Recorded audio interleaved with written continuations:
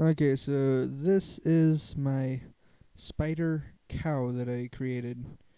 I figured I want to make this kind of a fantasy game, so I'm based on something did in my other class. I ended up getting this idea to combine a spider with a cow's udder.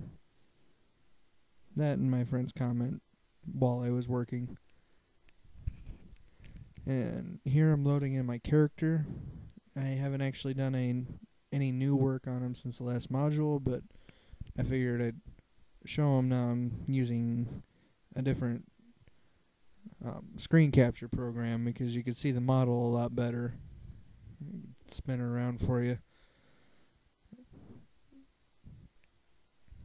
I will be working on rigging him and doing some test animations, figuring out the anim tree and anim sets, as well as coding him in as the player character. First, I wanted to take the NPC spider cow creature I created and go through the process with him and have him in there as a coded NPC. Here you can see I have him in the editor. There's a few settings I had to check on the skeletal mesh for it to play the animations in the game. One, the physics needed to be interpolating. You gotta turn his collision on and call up the exact animation you want him to play and set it to looping and play on start.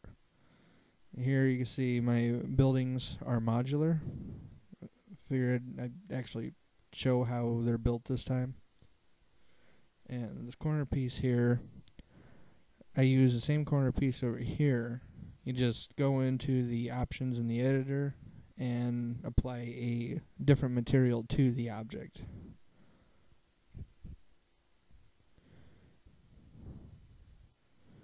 And here I'll show my Kismet I have a little bit. Created some path nodes in UDK for the enemy bots to spawn through and use an actor factory.